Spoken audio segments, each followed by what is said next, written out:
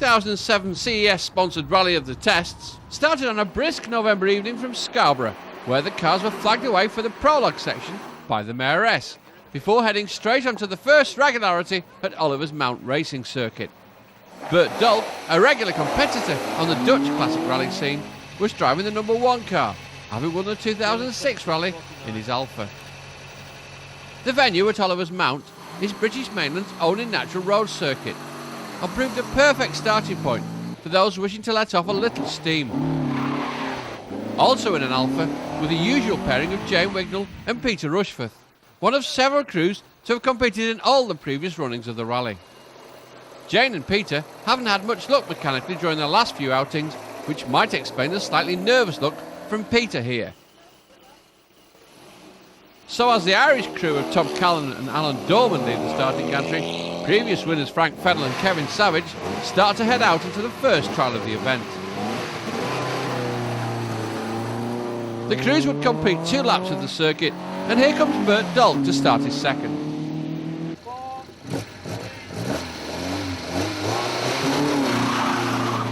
Fourth fastest on this first test would be Kevin Hazelden in his nimble little Mini Cooper, navigated by David Kirkham. Well, they are starting on a hill. At the hairpin, things were a bit more exciting as some crews took the chance to show off. But sadly for us, a marshal decided to purposely stand in front of our camera during perhaps the best shot of the night of Paul Wignall throwing his Alfa completely sideways. Still, knowing Paul, we're sure there'll be plenty more where that came from.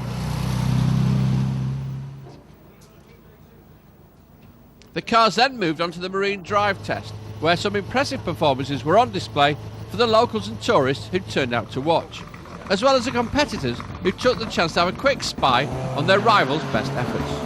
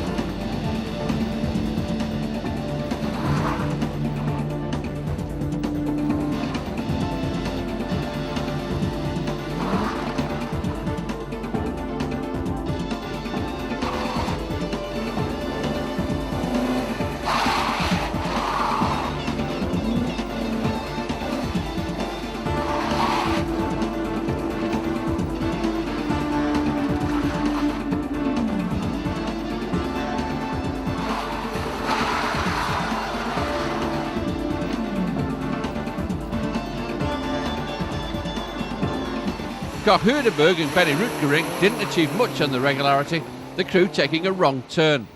Let's hope they do better on this first test.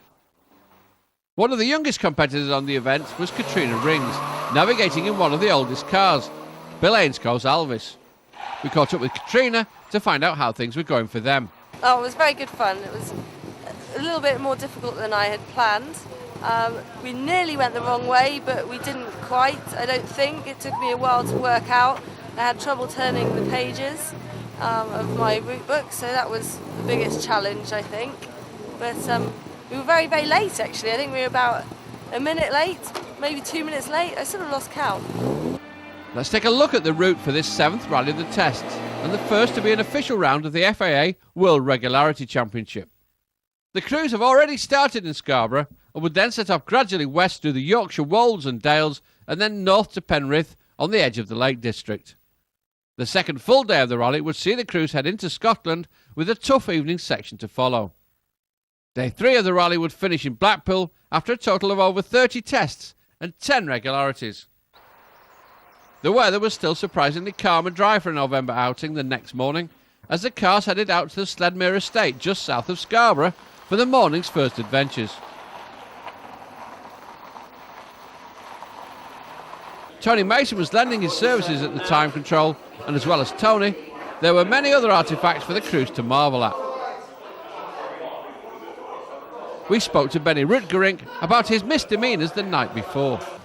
Yeah, at a certain moment my driver wants to go left and I wanted to go right, and unfortunately he was right, we had to go left. Oh, gosh. So it took us a minute to get on time on the right place.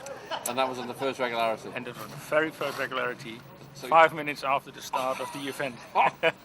Fastest on the opening test, though, had been Gary Edgington. So how did that feel? Very surprised actually. At the start we were going to go really steady and preserve the car. I didn't think I was going that quick. There was more to come. But we've had a first now, it can only get worse. The Rally of the Test always makes use of many unusual venues, including several in farmyards. It's a wonder how they find so many rally enthusiastic farmers, but they do.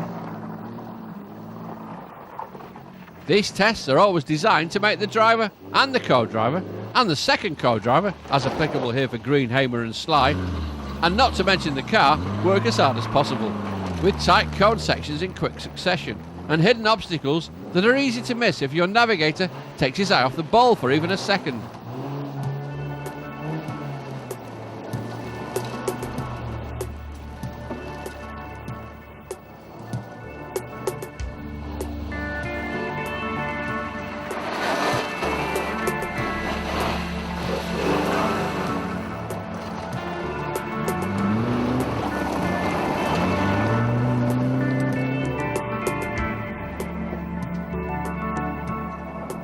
Andrew Chester and David Baldwin hesitate here ever so slightly.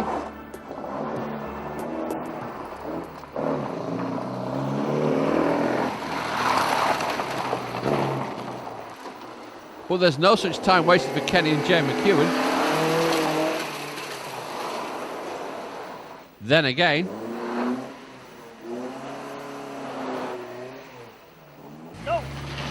and imagine what it's like in a car this big.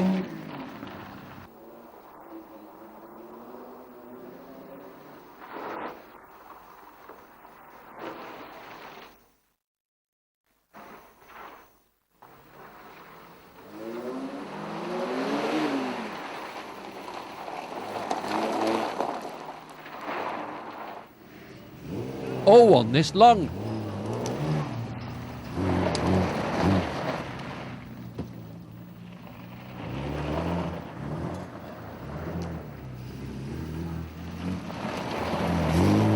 Some are determined to be the most entertaining.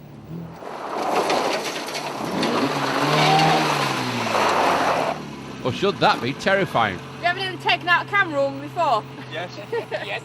I've hit most people. Is that good fun? No, it was. I'll excuse my French.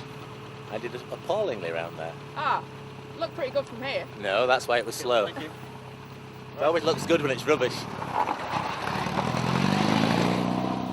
Jeff Bracknell and Nigel Rayburn weren't at all sure which way they wanted to go.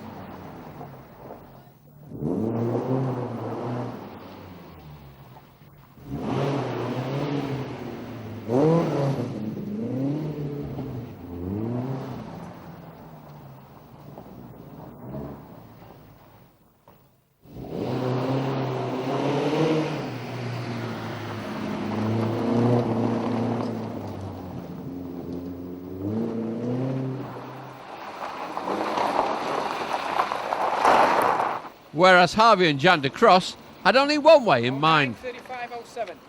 How was that? It's fairly sideways. The event had new sponsors for 2007. CES UK Limited, Britain's largest exhaust and catalyst stockist, provided much welcome hospitality.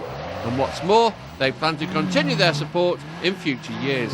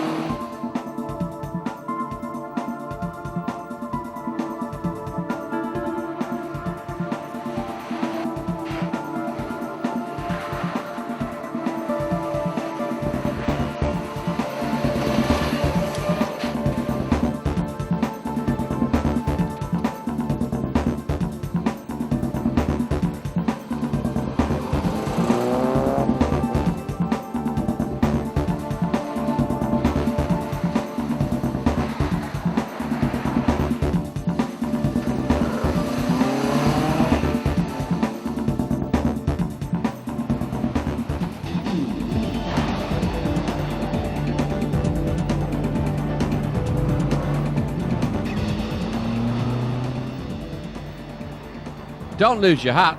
While all around you are losing theirs, there's a penalty for that.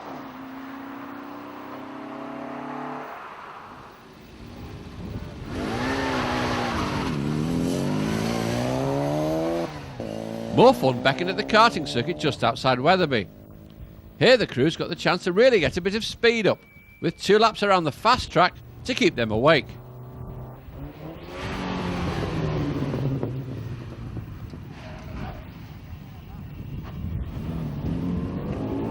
Richard and Joe McAllister were still fighting those cones in the huge Mercedes.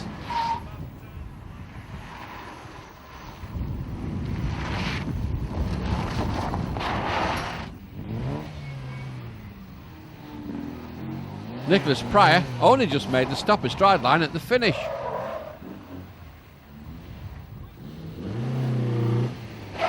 Whereas Roy Perkins hardly stopped at all.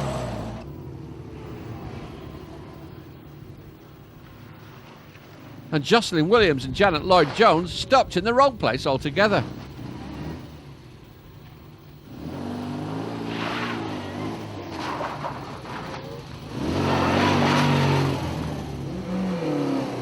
Let's go on board with Gary and Jane Edgington as they take their Hillman in to joint fastest time once again.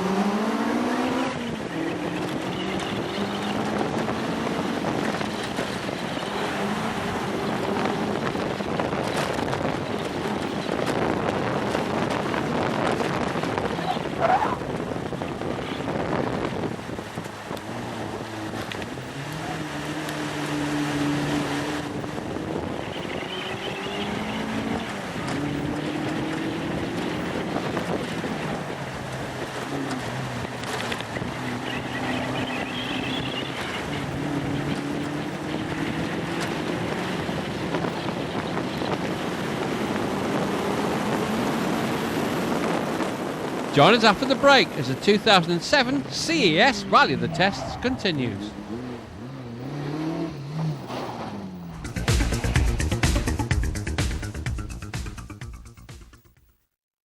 Through the Yorkshire Wolds and on into the Dales the rally moved, with a stop at the entertaining Lightwater Valley theme park, but of course for attractions other than the fairground. Part of the area, where old rides go to retire, had been turned into a tricky little test of driver and navigator skill, and some showed less skill than others. Bert Dolk shows us the correct route around the test.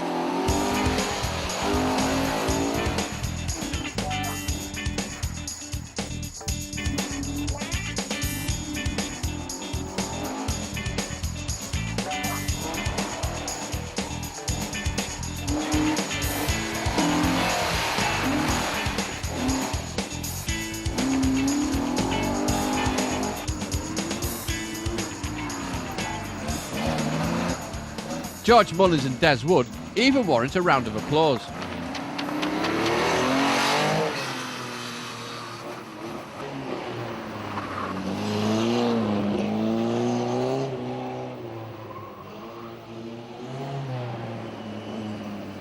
There's not too much of a hesitation from Tom Callanan here, but enough to lose those all-important seconds. Bob Rutherford seems to be pointing every way but the one that Jerry Brown is driving in.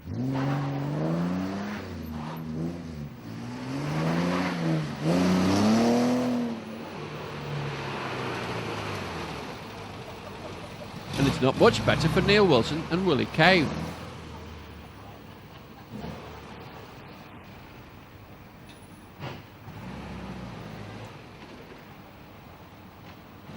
But the biggest mistake is a highly unusual one by Frank Fennell and Kevin Savage. They weren't supposed to stop there.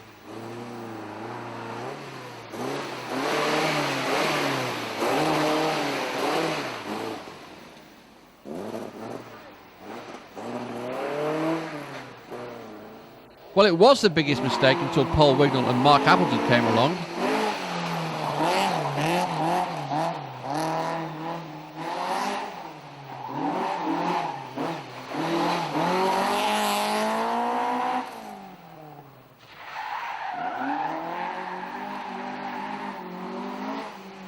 They're leading the rally after the prologue section, but Paul still has to give it that one last push.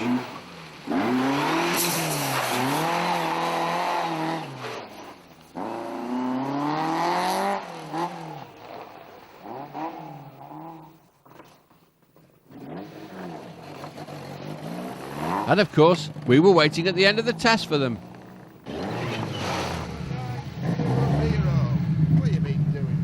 What have you been up to, Wignall? Clipped a wall, I'm afraid. Your good lady was in a good position for it, though. Yes. The wall wasn't, unfortunately. No. Still only a few seconds dropped.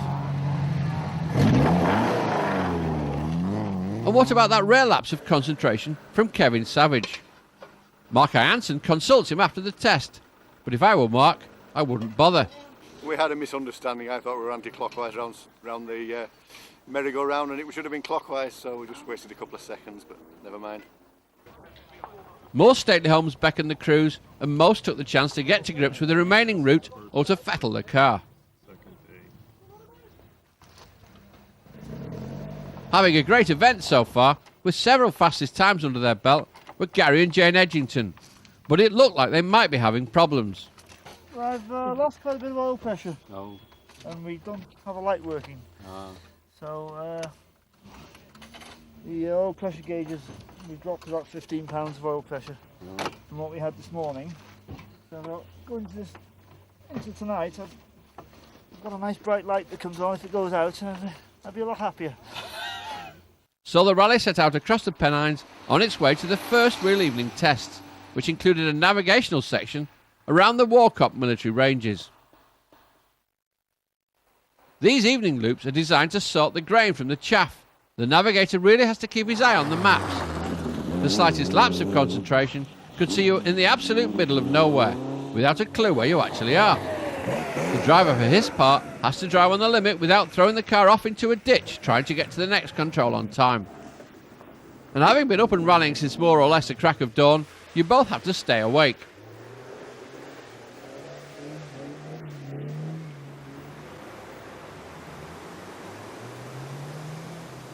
And after all that, it's still not over. Just because you've pulled into the hotel car park, it doesn't mean things are finished for the day. There's the car to be checked over and any necessary repairs to be done, and no doubt there'll be one or two navigators checking maps for the next day. But let's take a look at how that first night section has rearranged the leaderboard. Paul Wignall takes the lead with navigator Mark Appleton 5 seconds ahead of Malcolm Pickering and Ian Tully. Philip Armstrong and Frank Hussey are just behind in third, with Frank Fennell and Kevin Savage making a slow start in fourth and almost a minute behind the leaders. Former British Rally champion Robin Eyre Maunsell is again over a minute behind them, navigated by Peter Scott, and Jerry Brown and Bob Rutherford make up the top 6. The next morning we caught up with some of the leading crews. How was the evening for you last night? The evening was very well. Yes. Yeah, clean run. Yeah. Difficult?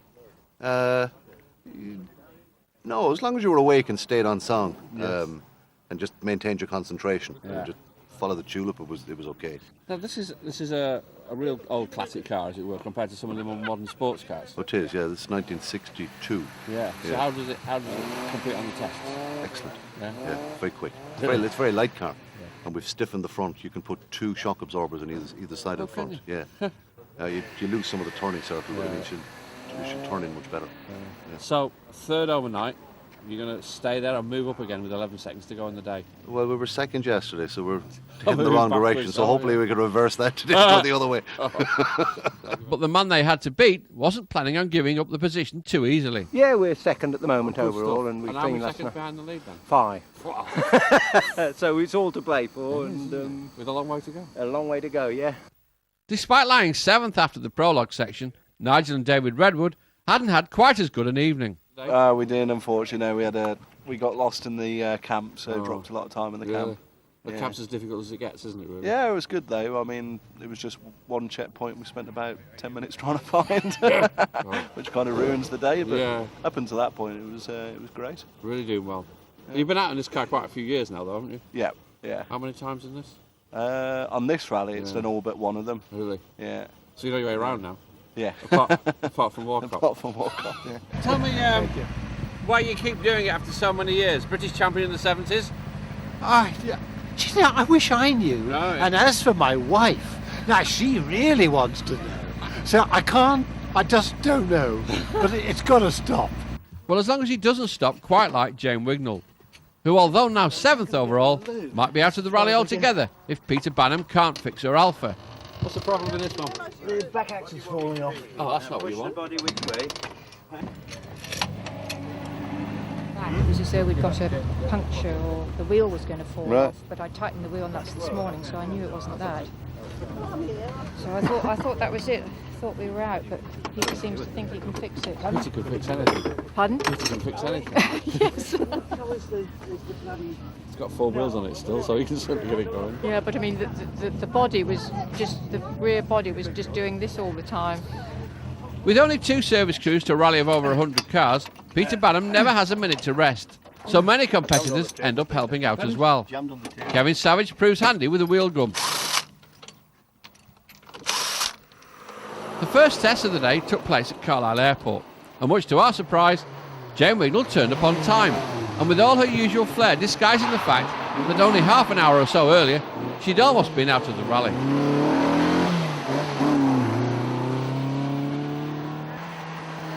Despite hoping to keep his overnight second place, Malcolm Pickering took it relatively easily here.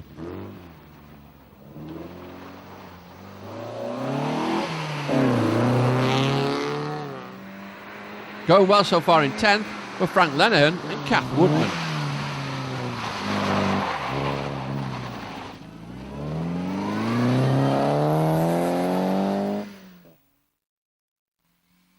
And in another speedy little mini were Kevin Hazelden and David Kirkham.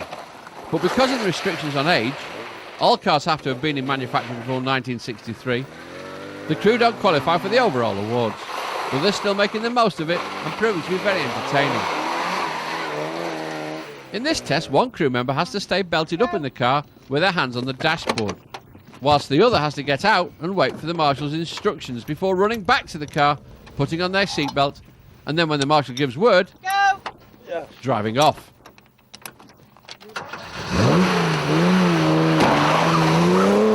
Yes, strange we know, but they do it every year, and it seems to cause more nerves amongst competitors than any other test.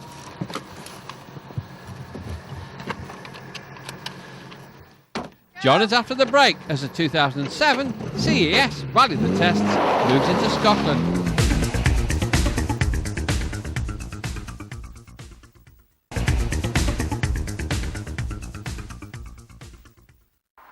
The rally was now into the Scottish borders, and still more castles and stately homes were turned into makeshift time controls for the rally. We finally caught up with the rally leader, Paul Wignall. Thanks to my excellent navigator, we managed to get Walkup right, and we cleaned that. We didn't drop any time on it, but it was frantic for half an hour. It was non-stop, very quick. Mark did a terrific job on the tulips, so we made up for an earlier mistake in the day. So we salvaged our first position. It's good. But whether we remain in first position, we'll have to see. Yeah, if we can keep the combination of the senses of the navigator with the lunacy of the driver. It's a good combination. Good combination.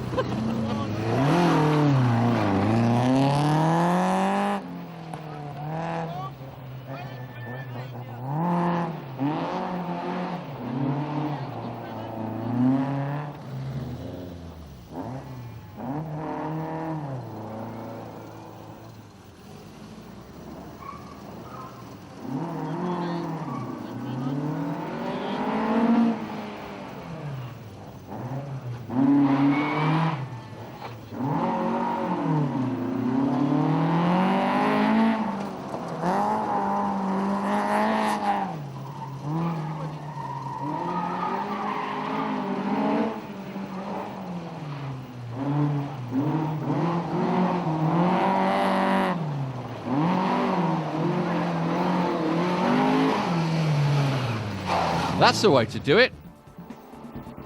Things calmed down after that with a run through yet another farmyard.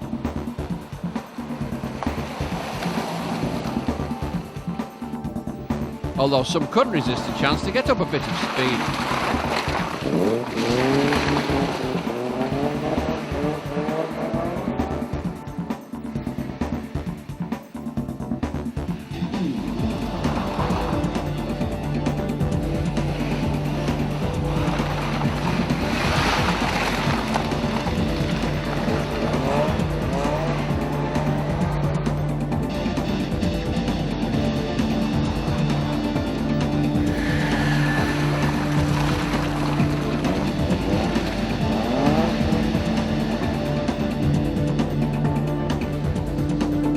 And others could resist a chance to have a go at the cameraman.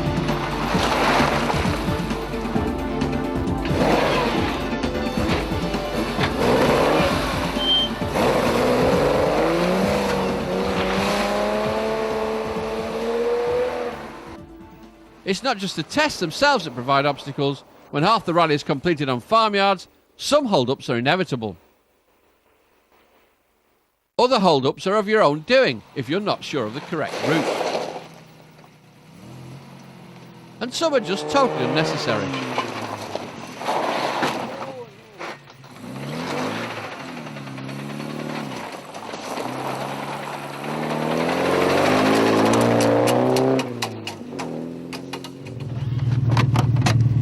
That's the second time today I've had that off. We wonder why. That's trivial.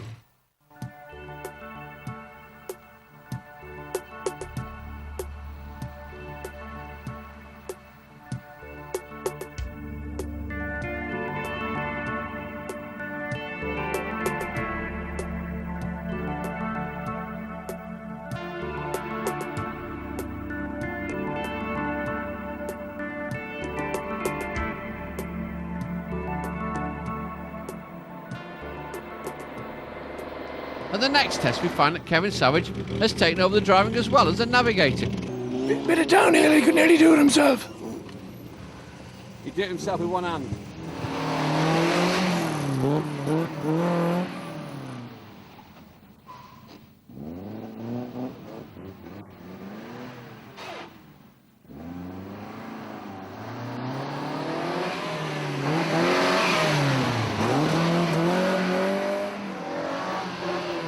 They were looking good on the test, but it was bad news for Mickey Gabbett and Michael Jackson.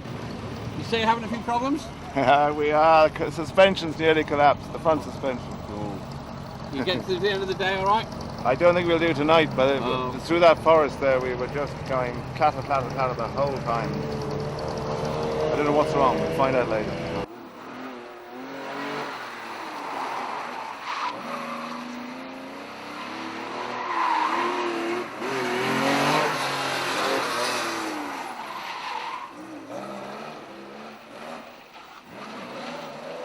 Nicely done by George Mullins. Shame he gets it wrong at the end. The cars are supposed to pass to the left of cone H, not to the right.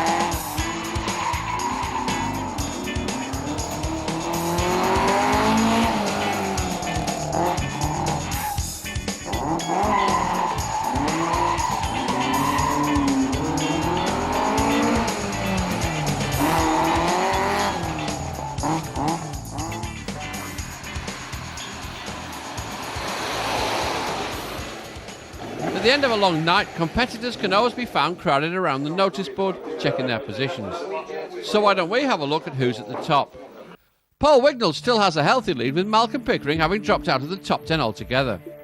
So that leaves Philip Armstrong to move back into second, Frank Fennell to third, and Robin M. Monsell to fourth.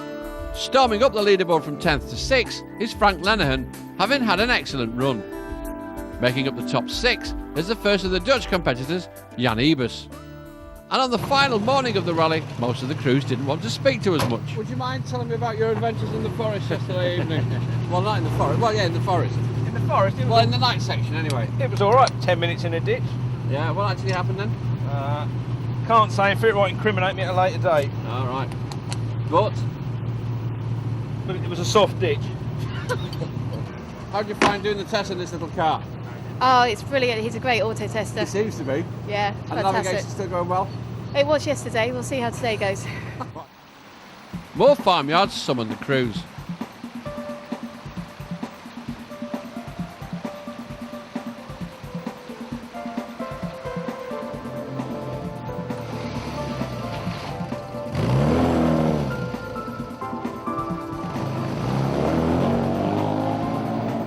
Our camerawoman's so intent on getting a bit of culture here with a farmer in the foreground, she just about misses Andrew Chester throwing the tail out.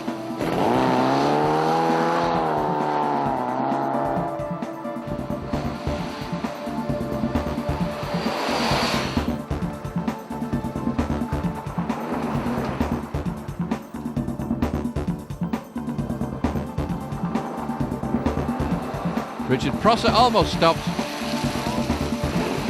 presumably thinking that this is a passage control.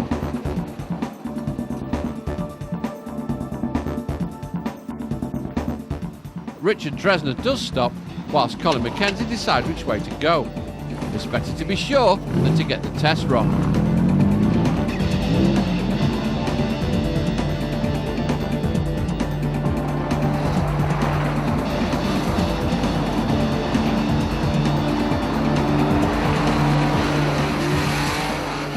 And will Benny Rutgerink send Koch Huderberg the right way?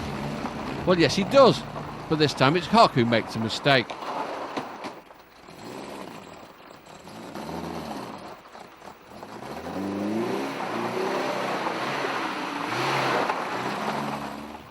Richard and John McAllister are third in their class, so they take it easy amongst the chickens.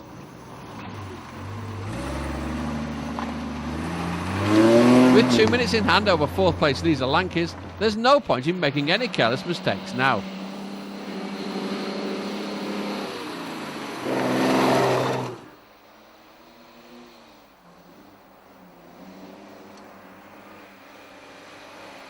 And it's a similar case with Jerry Brown, who is currently second in the same class for saloons over 1800cc, and he's 4 minutes behind top man in class, Charles Graves in the Jaguar. So it looks like Charles has it in the bag. Unless he throws it in the wall somewhere. Hank and Nicole Melz have continued to entertain, and they should finish the event first in class. Pat Neville is another who should win his class.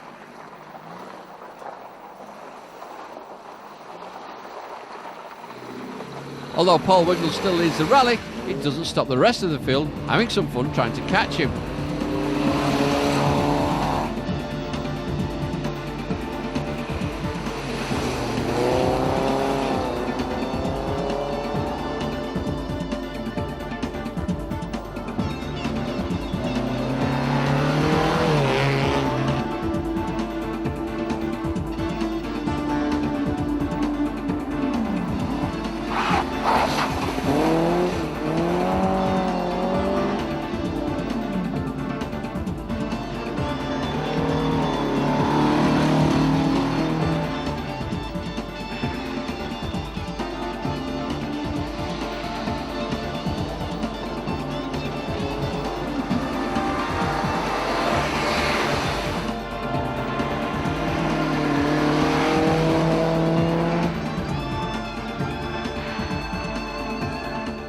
Philip Armstrong is certainly trying to claw back some of those vital 21 seconds.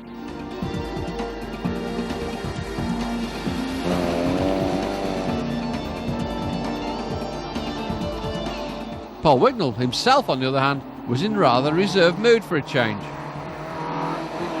Join us after the break to see if Paul and navigator Mark can hold off the competition and win the 2007 CES Rally of the Tests.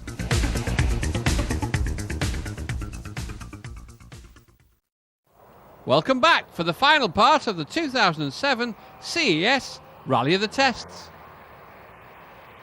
And onward the rally moved to the next regularity down through the Pennines and the Yorkshire Dales.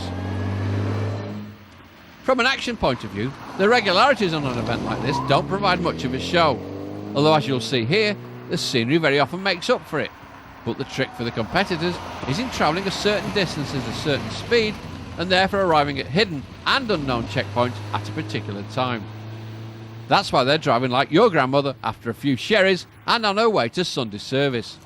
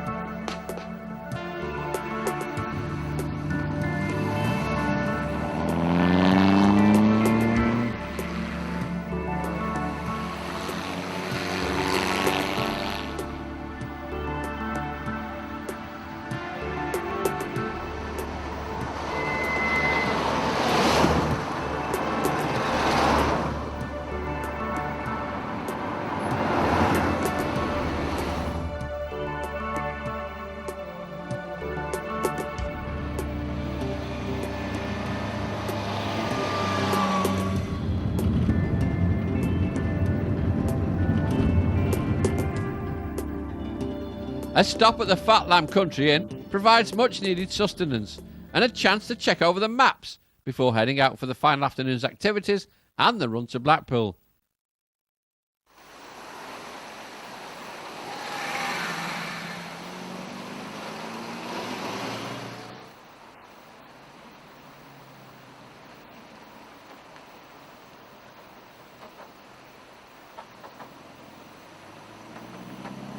Andrew Chester's still messing about in his MGB.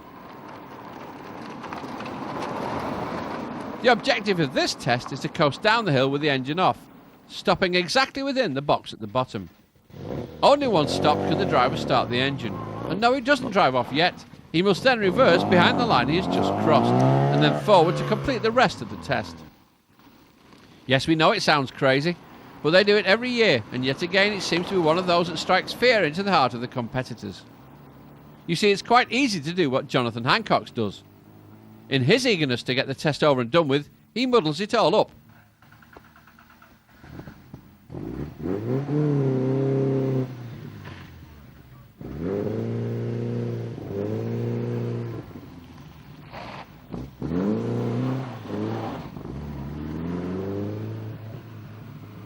Just outside Preston now for a test at some sewage works. From farmyard muck to, well, let's not think about it, shall we? Tom Callanan is only seconds behind David Mackay, fighting for Class 6 honours, so he wastes no time on this test.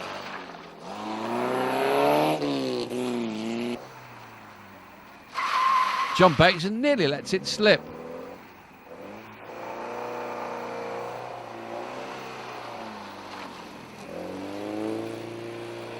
He's about 30 seconds behind James Wignall's first position in Class 4.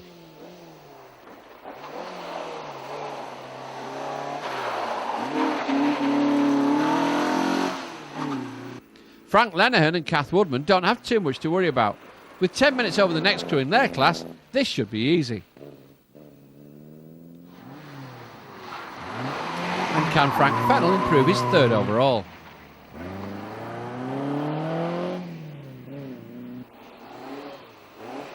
There's 30 seconds between him and second place Philip Armstrong, so it's definitely possible if Philip makes just a small mistake. But with the first quickest on this test, he's certainly not giving in.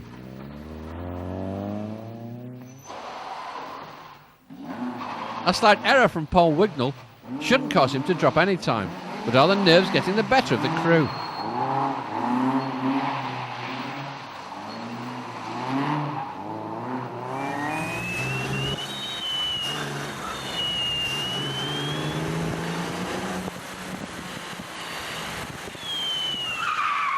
But the luckiest competitor here was Charles Graves in his Jaguar, who was happily minding his own business until this spin nearly put him into the wall and out of the event.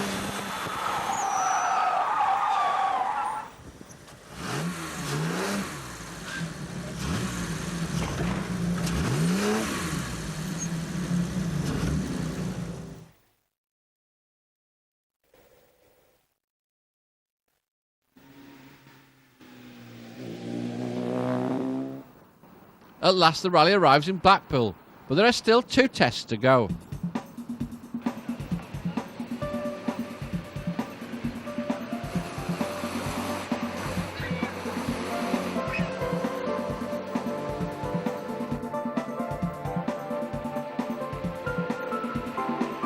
The organisers, of course, aren't letting the crews off lightly, and they've thrown in a few tight cone sections to slow the drivers down.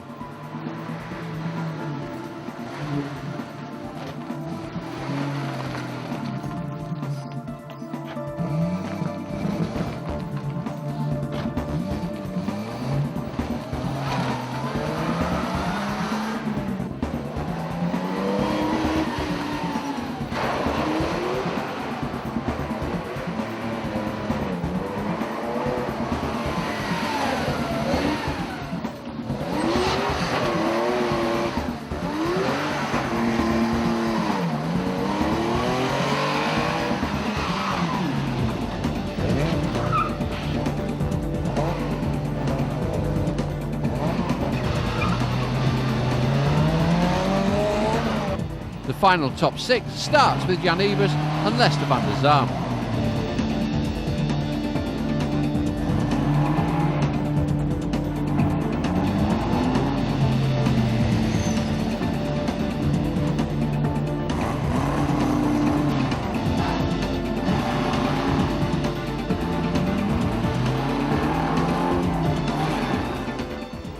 Frank Lennerhern and Kath Woodman managed to stay in 5th.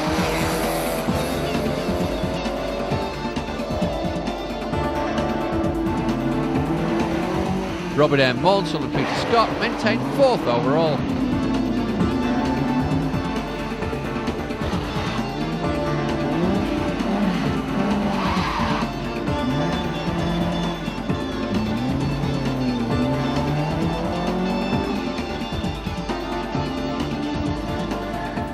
Philip Armstrong and Frank Hussey have a few problems on the last of the test, including here where they seem to panic and drop to 3rd.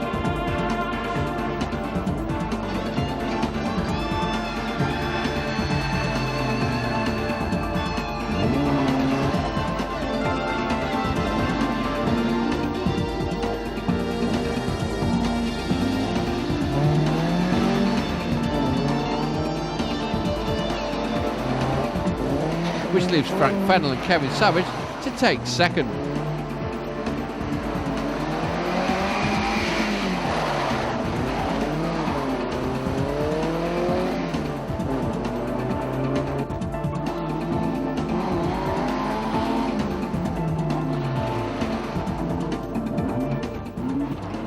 But the leaders from all the way back in Scarborough are Paul Wignall and Mark Appleton.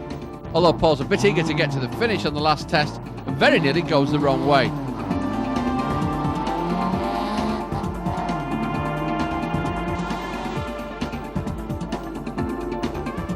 Good job he's got Mark with him, who wastes no time in ringing the final bell.